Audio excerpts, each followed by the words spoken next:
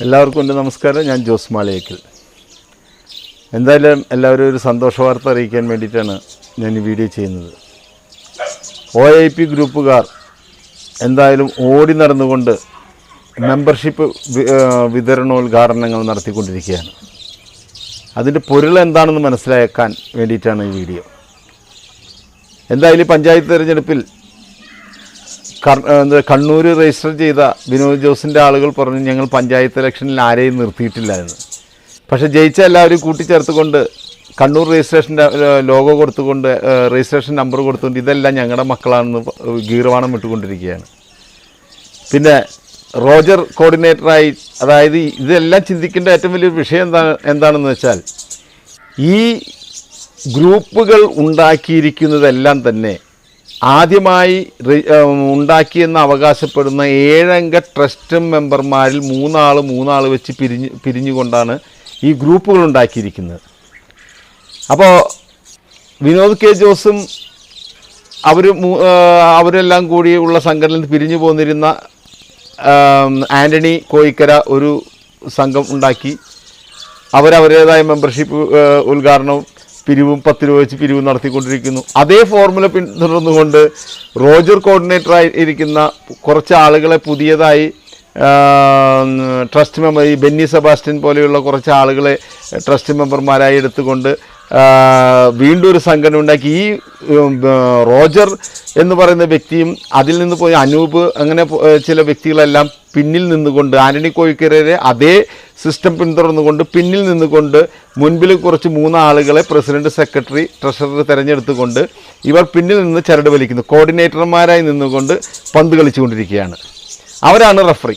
അപ്പോൾ അവർ അവിടെ നിന്ന് പന്ത് കളിപ്പിക്കുന്നു. ഇവർ റഫറി കൺട്രോൾ ചെയ്ത് ഇതിൻ്റെ ഒരു എന്താ പറയുക, പന്ത് കളിക്ക് കോച്ചിൻ്റെ സ്ഥാനം ഏറ്റെടുത്തുകൊണ്ട് റോജർ അവിടെ റോജറും മറ്റ് ട്രസ്റ്റ് മെമ്പർമാരും, അതായത് പഴയ 7 അംഗ ട്രസ്റ്റ് മെമ്പർമാർ അവിടെ പിന്നിൽ നിൽക്കുന്നു. പക്ഷേ ഈ തെരഞ്ഞെടുപ്പ് കാലഘട്ടത്തിൽ ജയിച്ച ആളുകളെല്ലാം എടുത്തുകൊണ്ട് റോജറിൻ്റെ ഗീർവാണം വിടുന്ന മറ്റേ വീഡിയോ സ്വയം രാജാവായി പ്രഖ്യാപിച്ചിരിക്കുന്ന ഗീർവാണക്കാരൻ പറഞ്ഞത് ഇതെല്ലാം OIP പിന്തുണയോടുകൂടി ജയിച്ചതാണെന്ന്.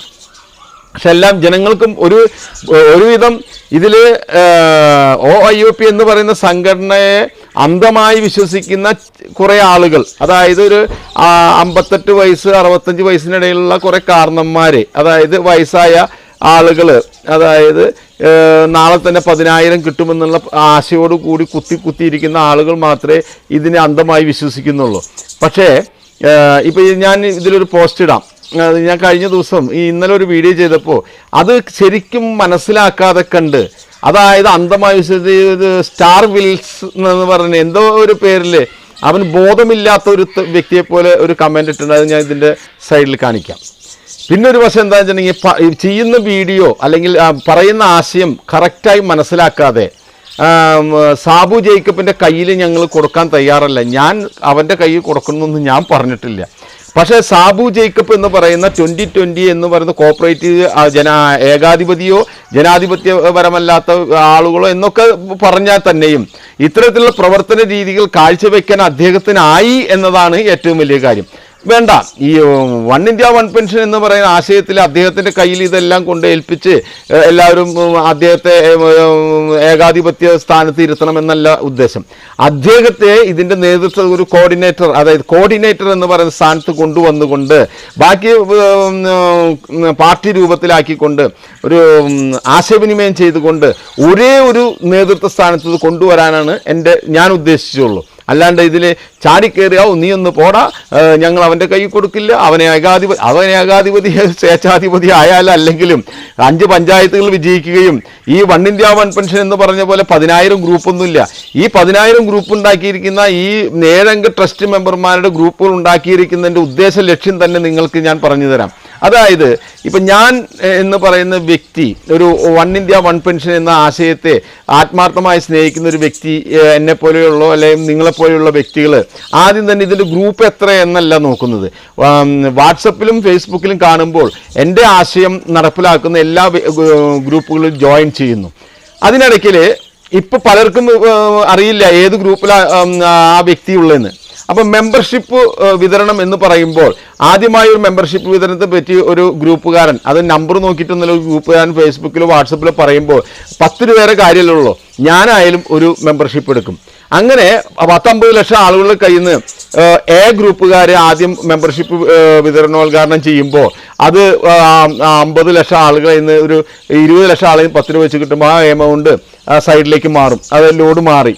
അതിനുശേഷം ബി ഗ്രൂപ്പുകാർ പറഞ്ഞു മെമ്പർഷിപ്പ് ഉദ്ഘാടനം എന്ന് പറയുമ്പോൾ വീണ്ടും നമ്മളെപ്പോലുള്ള സാധാരണക്കാരനായ അധികം ചിന്തിക്കാത്ത വ്യക്തികൾ എന്താ വിചാരിക്കുന്നത്, 10 രൂപയുടെ കാര്യമുള്ള എല്ലാത്തിലും മെമ്പർഷിപ്പ് ആയിരിക്കും, അല്ലെങ്കിൽ നീ അങ്ങാനും 10,000 രൂപ പാസ്സാകുമ്പോൾ മെമ്പർഷിപ്പ് ഇല്ലാത്തതിൻ്റെ പേരിൽ കിട്ടില്ലല്ലോ എന്ന് ചിന്തിച്ചുകൊണ്ട് അതിലും 10 രൂപ കൊടുക്കും.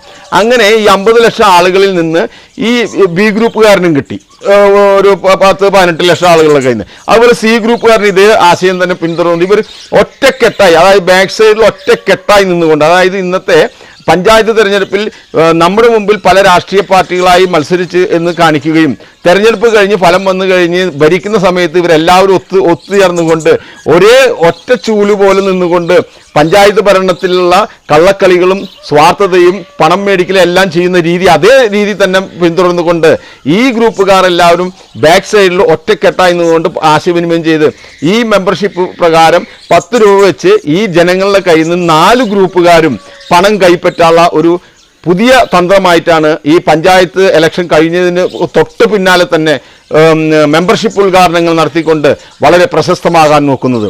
ഒരു തെരഞ്ഞെടുപ്പ് വന്നപ്പോൾ ഈ OIIP എന്ന് പറയുന്ന സംഘടനയിൽപ്പെട്ട ഇത്രയും ലക്ഷക്കണക്കിന് ആളുകൾ ഫോളോവേഴ്സ് ഉണ്ടെന്ന് അവകാശപ്പെടുന്ന ഒരു പാലക്കാട് ജില്ലയിൽ ഗീർവാണം വിട്ടുകൊണ്ട് പാലക്കാട് ജില്ലയിൽ മൊത്തം OIIP കണ്ടും വിഴുങ്ങി എന്ന് പറയുന്ന സ്ഥലത്ത് പോലും പഞ്ചായത്ത് ഇലക്ഷനിൽ എന്ത് സംഭവിച്ചു എന്ന് ഇപ്പോൾ ഗീർവാണക്കാരൻ്റെ വായിൽ ഒരു ഉളുപ്പില്ലാത്ത വാക്ക് പോലുമില്ല. കാരണം കോട്ടയത്തോ 2020-കാർ ജയിച്ചതൊക്കെ വിളിച്ചു പറഞ്ഞുകൊണ്ട് ഇതൊക്കെ ഞമ്മൻ്റെ ആൾക്കാരാ, എൻ്റെ മക്കളാ എന്ന് പറയുന്ന ഗീർവാണക്കാരൻ്റെ വായ പാലക്കാട് എന്ത് സംഭവിച്ചു എന്ന് ഇതുവരെ ഒന്നും പറഞ്ഞിട്ടില്ല. രണ്ടാമതൊരു വിഷയം, ബെന്നി സെബാസ്റ്റ്യൻ എന്ന് പറയുന്ന വ്യക്തി സ്വന്തം ഭാര്യയെ മത്സരിപ്പിക്കുവാൻ പഞ്ചായത്ത് അല്ലെങ്കിൽ എറണാകുളത്ത് മത്സരിപ്പിക്കുന്ന സമയത്ത് അത് പുറത്ത് പറയാതെ ജയിച്ചു കഴിഞ്ഞപ്പോൾ ആളൊരു കുമ്പസാരം പോലെ ഒരു വോയിസ് മെസ്സേജ് ഇട്ട് പറയുകയാണ്, ഞാനിത് പറയാതിരുന്ന് പേടിച്ചിട്ടാണ്, ഞങ്ങളെ എന്തെങ്കിലും പറയുമെന്ന് ധരിച്ചിട്ടാണ് എന്നൊക്കെ പറഞ്ഞ് ഒരു കുമ്പസാരം ആൾ നടത്തുകയുണ്ടായി. ഞാൻ ബെന്നി സെബാസ്റ്റ്യൻ്റെ ഭാര്യ നിന്നത് വൺ ഇന്ത്യ വൺ പെൻഷന് വേണ്ടിയല്ല, 2020-യുടെ കെയർ ഓഫിലോ V4 കൊച്ചിയുടെ കെയർ ഓഫ് ഏതോ ഒരു കെയർ ഓഫിൽ നിന്ന് സ്വതന്ത്രമായി മത്സരിച്ച് അവരുടെ സപ്പോർട്ടോടുകൂടി ജയിച്ചു കഴിഞ്ഞപ്പോൾ ബെന്നി സെബാസ്റ്റ്യൻ വോയിസ് മെസ്സേജ് ഇട്ടു, ഞാൻ അന്ന് അവരോട് പറഞ്ഞിട്ട് 2020-ക്കെതിരെയോ V4 കൊച്ചിക്കെതിരെയോ വൺ ഇന്ത്യ വൺ പെൻഷനിൽ ആശയത്തിൽ വിശ്വസിക്കുന്ന യാതൊരാളും അതിന് എതിരെ നിന്നുകൊണ്ട് വേറെ സ്ഥാനാർത്ഥിയെ നിർത്തരുതെന്ന്.